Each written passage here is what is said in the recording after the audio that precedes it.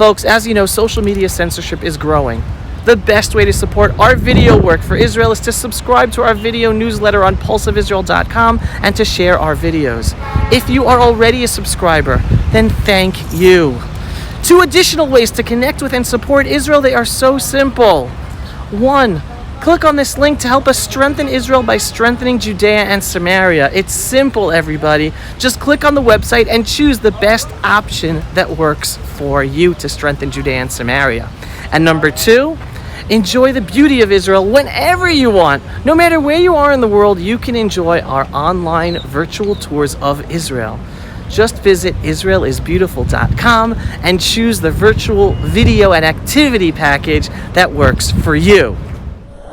Shalom everyone. I am sitting here today with Kasim Hafeez, who has an unbelievable, jaw-dropping story.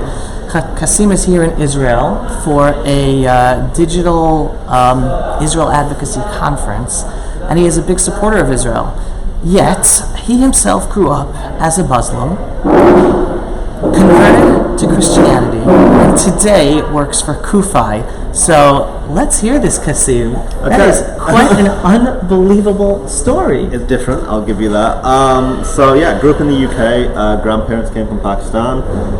I grew up around very regular and casual anti-Semitism. And bear in mind, I grew up in a predominantly Pakistani community. You can't trust the Jews are evil, they control the media. If you do, you guys are doing a really bad job. I'll throw that one out there. And we didn't know anyone Jewish.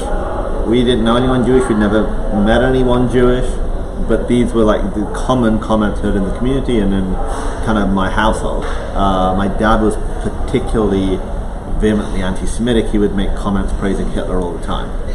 So not an ideal situation to be growing up in terms of anti-Semitism and worldview.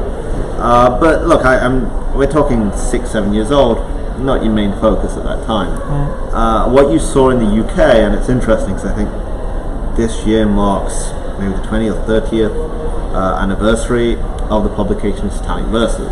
That was a real watershed moment in the Western world in terms of the Muslim community, because my grandparents came to the UK wanting to be part of British society and trying to integrate. They wanted their kids to be part of the British society. The publication of Satanic Verses turned everything on its head. So you had this, what was seen as a quiet, hard-working community, turned into this very vocal community that was essentially clashing with Western ideas.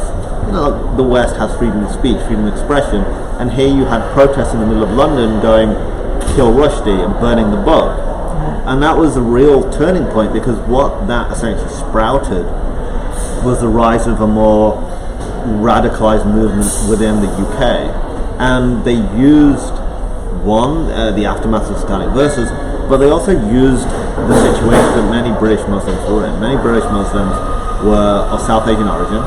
They lived in neighborhoods together, and there were issues of poverty and education and such, like any new immigrant community, right, especially in a country where English isn't your first language, faced. But groups like Hizb ut-Tahrir al-Muhajirun shaped these issues as going, this is because you're Muslims. This is Islamophobia. I mean, the term wasn't really what it is today, but this is Islamophobia as a state level. And here's the thing, what's dangerous about that is when you embrace a victim narrative that I'm the victim and you're not, you will do things that you wouldn't ever think of in a normal situation because you can justify it now. Right. Like, that's awful, and he was blown up in a bus, but when you look at the oppression, the suffering, and the worst thing is when you embrace a victim narrative and you're not, you can't ever address it because you're not actually a victim. Right. You can be angry at everyone, but you're never going to change the situation because you're not actually a victim. Yeah. So you saw this rising tide of radicalism, and it was really resonating with young British Muslims because they felt in this really strange position where they didn't really feel British, they didn't feel Pakistani, and they were struggling for this identity. And for most Muslims, you're brought up with Islam. It's a fundamental part of who you are. It's not something you do once a week. I can read the Quran in Arabic. I can't understand Arabic. Arabic isn't my first language, but you're taught to read the Quran in Arabic. You're taught the prayer. You're taught that Islam is the foundation of everything.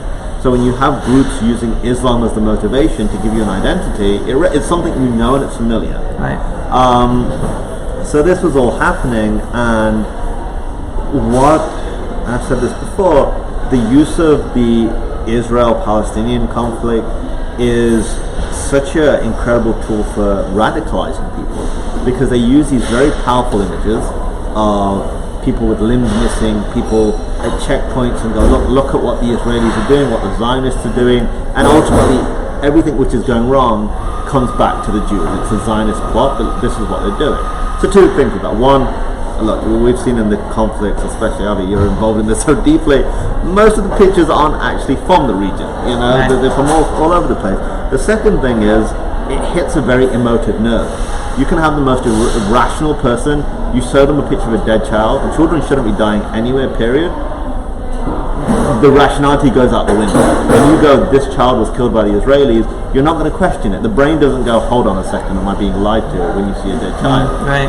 So, and this was before the internet was really, you could Google it, you couldn't do that, you were handed a flyer. This was all happening as I was like growing up and hitting kind of my teen years.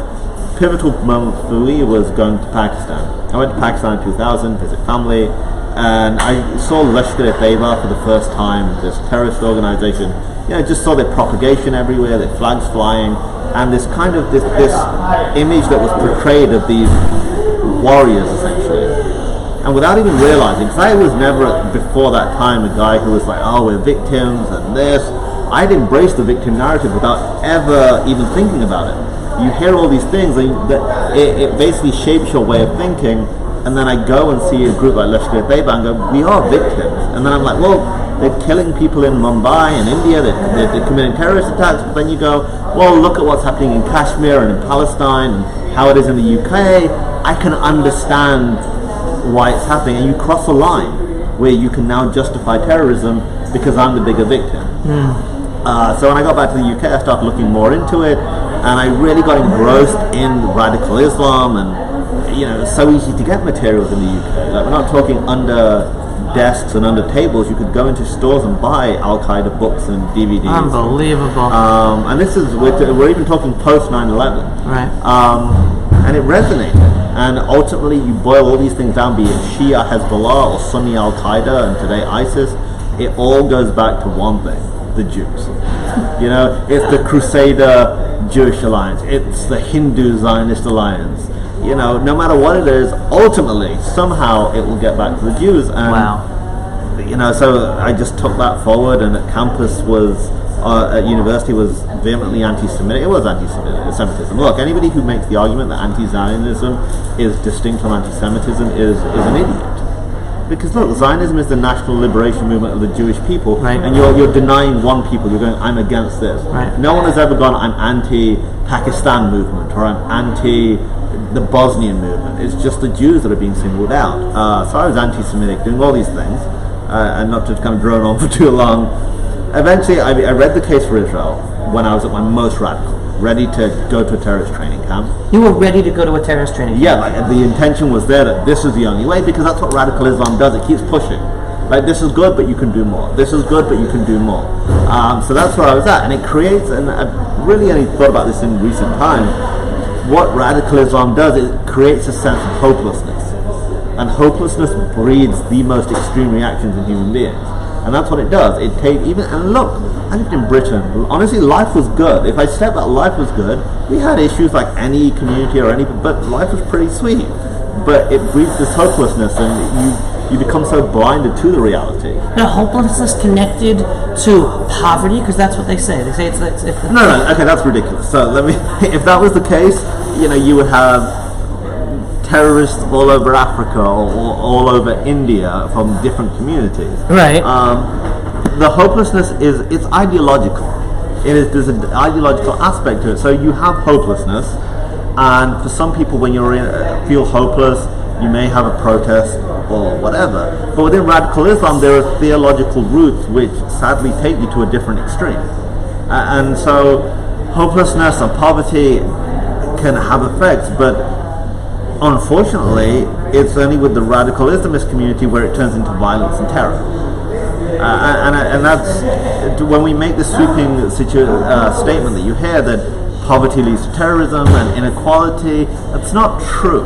That's taking a minor factor and trying to essentially gloss over the reality. And you can't deal with an issue unless you actually talk about it honestly. And unfortunately, the use of the term Islamophobia has stifled any real debate about radical Islam, and it's affecting Muslims. Muslims who are going, this isn't what I'm about, this isn't what I want for my kids, are branded Islamophobes. I mean, it's a bizarre situation. But sorry, kind of. That's fine. No. I wanted to bring that up because that is a narrative used, and we know here in Israel many terrorists come from well-established families, and they are students, and they are even in medical school, and they have fancy cars and big homes, and they're terrorists, and the West doesn't want to hear that. They're like, no, it's poverty, and it's because of oppression. And it's just not realistic. You look at the statistics, you look at global poverty, you look at terror attacks, and where it's not reality. It's a myth that I think is to make people. Well, sometimes we try to justify the unjustifiable. Sometimes we are looking for reason in madness, and if that helps people sleep better at night, okay, cool. But people are dying. Children are being exploited and brought into terror groups because of your need to try and rationalize something that ultimately we shouldn't try to rationalize. Right. Terrorism is evil. Right. Those who plot, recruit, are evil. It's a question of good and bad. We don't need to rationalize it. Right. Let's deal with it. Right. No, that's very, very important. All right, but I stopped you because you were about to say, before going to terror camp, okay, yes, you then read a book. Yeah, so I read The Case for Israel. By Alan Dershowitz, Professor Alan Dershowitz. Not in this, I wonder what this says. In a more, this is rubbish, these are Zionist lies. I'm going to read it and expose it. Look, as a students are incredibly egotistical. No offense, students, but a lot of I was, okay, backpedaling there. So I read it, and I was confronted with ideas which seemed alien to me. Like, I've been handing out the shrinking Palestine flyers, the Israel is an occupier, and Dershowitz goes, well, look, a Palestinian state has never existed. And that was completely, no, that's rubbish. The Jews have had a presence in the Holy Land for thousands of years. And for me, you all came after the Holocaust. All these kind of things were being broken down, and Dershowitz, being a lawyer, has multiple sources for every argument. So I read this book and thought, interesting, but these are lies. So I thought, I can disprove this. So I start researching, I carry on, and 2 years later, I'm in this strange position where I don't want to drop what I believe, because it's difficult. When you believe something to the point you're willing to murder people, you don't read a book and go, oh, well, I got it wrong, So I got to this point where my life was I was kind of feeling depressed because it's difficult. Here is your reality, and the actual reality is going, no, you're wrong. It's a difficult place to be. I backed away from my kind of friend group. So I decided that I had to get some closure on it. So I decided to go to Israel with the full intention that this is going to be a nightmare. Okay, it's 2007. I don't know anyone in Israel. So I turn up in Israel, and security asked what is the purpose of your visit. So I was honest, because that's what it said on the Home Office side. The Home Office is like the State Department with travel advice, and they go, look, if Israel's security concerns, blah, blah, blah, just be honest. So I went, look, well, I used to be anti-Semitic and anti-Israel. Now I'm not sure. So anyway, I spent 8 hours in security. Understandably so. Look, I can accept my faults, and it wasn't a bad experience. I know some people are like, I've had worse experiences in Canadian security than I had in Israeli security. One time, but the coffee's good, the food's good, and he was very apologetic and explained the situation. But anyway, eventually he was like, fine, you're good to go. And it was just experiencing Israel firsthand, speaking to Arabs, speaking to Jews from like China and Guatemala, because again the narrative is white Jews who all work like they're from Poland, so that was huge. The line is go back to Poland, as if we're not from all over the world. So that was huge, and I think two things which really stood out for me. One was speaking to Israelis, realizing that, hold on a second, they don't actually hate me. Because the narrative is, Israel and the Jews hate Muslims, and the overwhelming thing is, look, we want peace, or we just want to be left alone. And I was like, okay, this is odd. But the thing that really changed everything for me, and honestly, I've told this story a lot of times, and even I always preface like this sounds cliche, but this is the absolute reality. I go to the Western Wall. So I thought I might as well check it out. I'm never going to be back here. And I'm at the Western Wall. I'm walking towards it. I know a bit about Judaism. I'm not, because the Chabad emissary with tefillin kind of like reaches out. And I'm like, I have no idea what this dude's doing, so I'm not going to avoid that. But I get to the Western Wall and I'm like standing there really awkwardly. The guy next to me's got his hand on the Western Wall. I'm like, I can do that. That seems simple enough. Honestly, it was like a eureka moment. Like my forehead is against the Western Wall, and it was a moment of zooming out, like this moment of clarity where I'm like, okay, here's a country I hated. Here are people I wanted to murder. How have you got to this point? Like, what has happened? Like, there's not been this significant trauma which has made you, hate people to this extent. Like, how has this happened? And then there's this realization that you're in the Jewish state, you're in the state of Israel, you're at the Kotel, right behind you is the flag of Israel with this blue star in its center. And then my kind of brain straight went to this, hold on a second. If this country had existed in 1930, 6 million Jews would not have been murdered in Europe. Israel is not a result of the Holocaust. Anyone who makes that argument is just deluded. But if there was an Israel in 1930, there would not be 6 million Jews who had been murdered. And that resonated for me because it made it real. It's like, this isn't about politics. This isn't even about religion. This is about survival. This is about the survival of the single greatest story in human history. There is no story greater than the story of the Jewish people. You look at the world before the Hebrew prophets. You had Sparta, you had the Greeks, the Romans, where weakness was seen as, look, if you have a physical disability, you're left to die. Education is a privilege of the rich. It was the Hebrew prophets who went, no, you're meant to live better than this. Peace is the ideal, not war. Care for the sick, care for the elderly. All these, and we call them now Western values, but they are Jewish values. It is literally the fountainhead of all that is good in our society. And Israel, in so many ways, embodies those today. This tiny state, and to me, honestly, every time I'm here, I find it so, I can't comprehend it, that here is a country which is constantly attacked. Its citizens are murdered in the streets, going to the store, catching the bus, yet you refuse to allow that hatred to define who you are.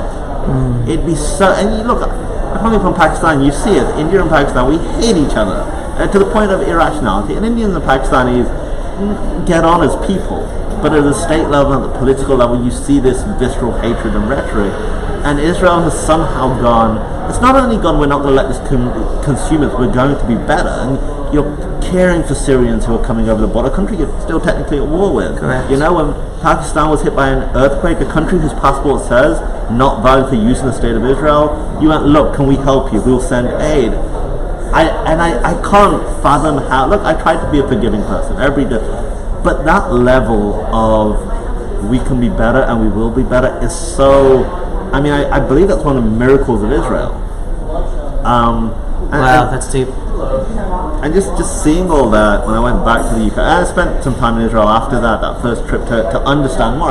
So here I was going, I'm wrong, I need to understand this more. And I went to Palestinian towns in the West Bank, Judea, Samaria, to understand that side of things. And when I went back to the UK, I felt I had a responsibility just to share what I'd experienced. And it's just talking to friends. The 2007, social media hadn't taken off as big as it is now, or I may have been behind. It was just the beginning. It was just the beginning. So I'm talking to friends, I'm talking to family, and the reaction I received was shocking to me. And maybe I was naive, maybe I didn't expect the level of hate. Here's the thing, the hatred and all these things.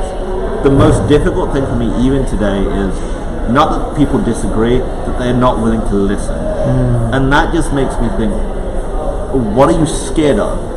And I don't care, we can have a discussion and disagree. I'm sure there's plenty of things we disagree on.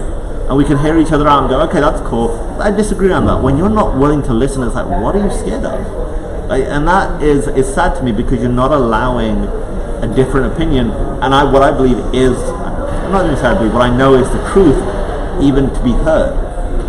And essentially it went from there, and then as time went on, I started speaking out more. That turned into organizations wanting me to speak. that eventually turned into Kufi hiring me about 4 years ago. And Kufi, when Kufi hired you were still Muslim? Yeah. They're like, hey, we like you, welcome to the team. And essentially, as I say, that's history. And look, for me, religious background, so I can understand that my story is unique. And of course. But even if I was secular, even if I was an atheist, even if I became a Buddhist, I believe Israel's cause is not, it's not just a Jewish cause. This is a cause, not even a cause, this is something that if you care about human rights, if you care about freedom, if you care about democracy, if you have the moral clarity to go, there is right and wrong in this world, this is the cause of right. You can't not be involved. It's not a question of why should I. For me, it's a question of why aren't you. But and that's powerful, and that might be an answer to the next question. But you went from almost being a radicalized terrorist to then understanding the truth to be a supporter of Israel, to then be an active supporter of Israel. Meaning, you could have stopped. You could have said, oh my God, I learned the truth. I'm going to leave these ways behind. I don't have to go public. Let me just go back to university. Let me get a good job. Let me get married, have a family. Why becoming active speaker and supporter where now your day and day life working for Kufi is about supporting Israel? Meaning you went much further than you had to, but you did. So, and again, look, one, I believe it's the right thing to do. And I get that isn't an answer, but ultimately it comes down to this. There's two facets to it. One, when I was at my worst, I was so full of hatred. Hatred's consuming. It consumes you. It's just not healthy. And I don't want anyone to feel like that. And two, I played my part in spreading these lies. And I need to fight. And ultimately, here's the thing. You have the SJP and you have these white middle-class liberals who are anti-Israel and the ones who are screaming Islamophobia. When it comes down to it, the radical Islamists aren't targeting their families. They're not trying to recruit their kids because they're living in their nice suburb somewhere. His Tahrir aren't coming to their neighborhoods to get their nephews and their nieces or their siblings to join these radical groups. So look, I don't pretend to be a voice for the Muslim world because I get my opinion is very different. But if people are going to listen, even if they listen because they dislike me, at least they're listening. And honestly, more importantly, look, a blind man, when he regains his sight, doesn't walk around like this, I've seen the truth.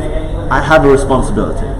Look, if it wasn't for Israel, I could be dead or in prison somewhere. That's such an interesting way to think about it. Look, it's the reality. Because of learning the truth about Israel that you, in a sense, saved your life. Yeah, and I have a responsibility, and it's not a responsibility I do because it's some sort of burdened obligation, because I feel lucky, I feel fortunate that I can do this. I feel fortunate to live in a time where a Jewish state exists and is doing incredible things, and I can play a part in making never again a promise rather than some hollow statement we say once a year. Right. And are you able to just shortly explain why then you made the next jump to convert to Christianity? I just felt my values as an individual didn't align with Islam's and Christianity. I think it was a number of things. One, it was the environment I was in and just the kindness. And look, in the UK you don't really experience Christianity at a level of practice in the US. True. It's very different. True. So I'd never actually seen people living their faith.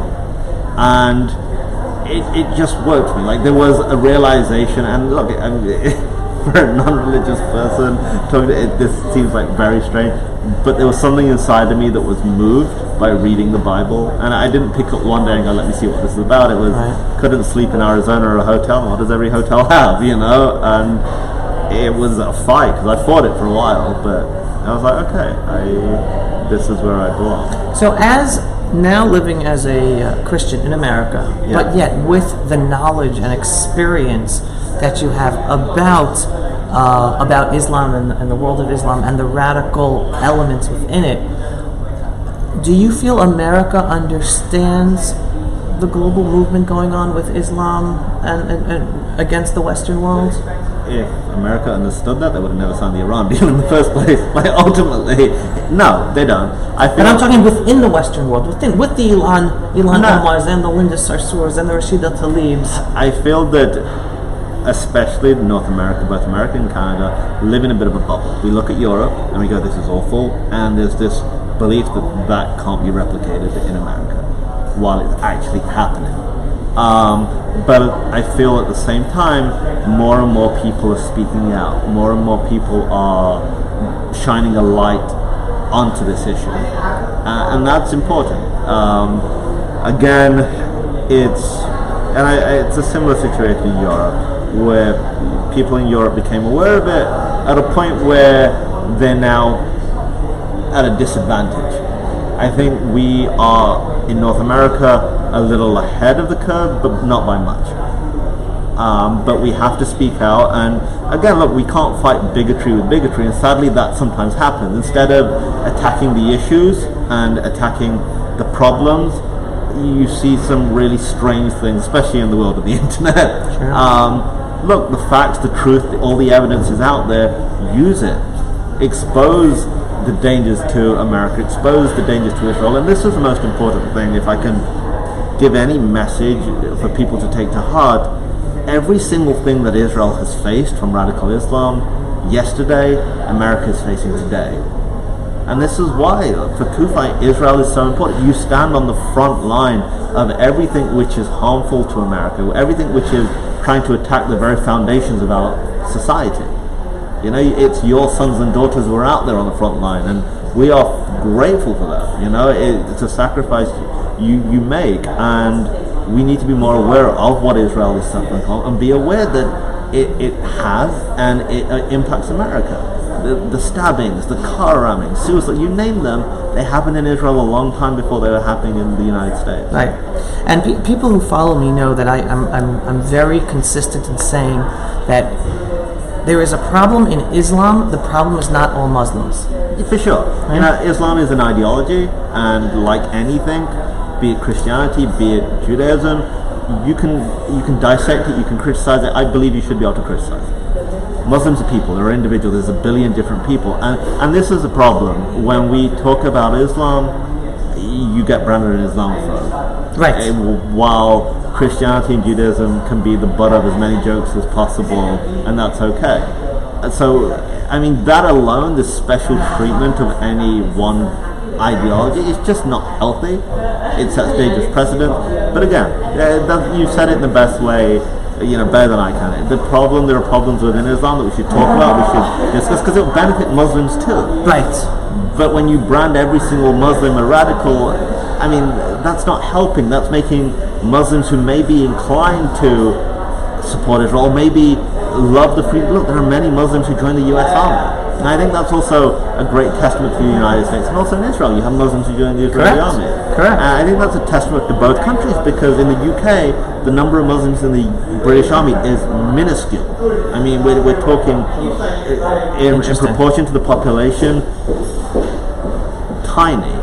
And it's a testament to the values of both the United States and Israel in their inclusivity, that people from these backgrounds feel that I'm willing to put on the uniform and fight for this country.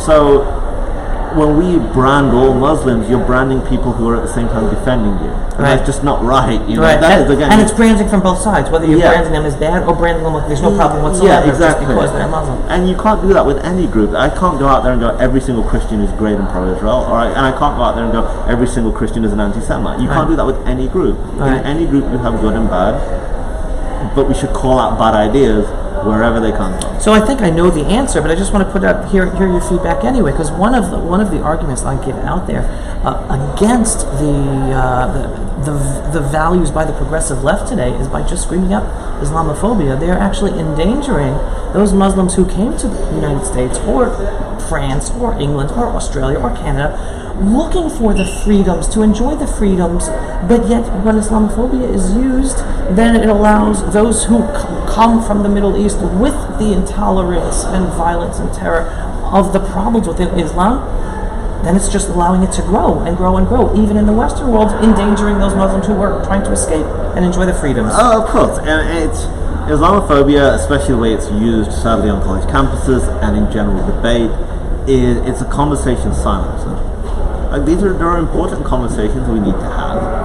And look, I believe that there is Islamophobia exists. There are bigotry towards Muslims that people have, and that's wrong. But the way, sadly, the term Islamophobia has been used, that's not what it's tackling. And when you see today in the United States, you have somebody who has come from the Muslim world, who may still be Muslim, but has decided not to wear a hijab, who speaks out against the regime in Tehran and how it's oppressing people, and you'll have a white liberal going, you're an Islamophobe. We have an issue there. You know, you're essentially somebody who's experienced it firsthand, who has suffered, who's probably lost family, and is now in the United States. You know, they still are Muslim, but they want to chart out almost an American Islam. You're giving them no chance. You're branding them a racist and a bigot, and it's absurd. It is. I mean, it is endangering them. All right. Well, we're almost out of time, but I just want to ask one final question. As a supporter of Israel, working for Kufai, supporting Israel within the Christian community of America, what message do you have for the Israeli people and for the Jewish people? Oh, this is very important. What is your message for the Jewish people in America who are either sitting on the fence, silent, or even anti-Israel? Okay, so if you're sitting on the fence, this isn't the time for sitting on the fence. Look, I sometimes believe that comfort is really the enemy of being active. Look, there's a situation in America. Anti-Semitism is growing globally. You don't have a choice. And look, you can say that I'm anti-Zionist and all these things, and you become, you know, the token of the anti-Israel movement, because they can go, look, no, I'm not anti-Semitic. I have Jewish friends. Look, history has shown anything, tragically. Ultimately, look, I don't like saying this. This is awful to say this. But, and I'll say this to you directly. There are people, no matter what you do, you could be the greatest humanitarian in the world. You could reach out to every community. There are people who are going to hate you because you're a Jew. No matter what I do. No matter what you do. No matter how happy I try to make them and to appease their worldview. And that's the reality. And it's unfortunate and it sucks. And that is, and I'm sorry, but that's the reality. I know, I was that person. Now is not the time to sit on the fence. This is an issue, and you can't be. Look, in times of history, and I've seen this firsthand in Europe, you have situations, and you probably hear this from your European friends, where people don't feel comfortable wearing a kippah, they don't feel comfortable wearing the Star of David, and so on and so forth. Okay, that has nothing to do with Israel. You know, when somebody spray paints on a synagogue in Brighton, Free Gaza, that has nothing to do. You know, they bring Israel into it. That's anti-Semitism. So the point you're trying to make is, and here I'm saying this, fellow Jews, don't be afraid to stand up for Israel just because you're afraid that will have people hate you more, because there's nothing to do with your stance on Israel. Yeah, be proud of who you are. Be proud of where you go. Be proud. Look, as the Jewish people, you stand on the shoulders of giants. You have impacted the modern world for good more than any other community, and you are tiny. You know, if you're skeptical about the Bible, I mean, but it is. It's incredible. But look, this is the important thing. You may think that I'm going to remain quiet, or I'm not going to say anything, or X, Y, Z. When your kids or grandkids look at you and go, you know, I don't want to wear my kippah, I don't want to wear my Star of David, I don't want to say I'm Jewish.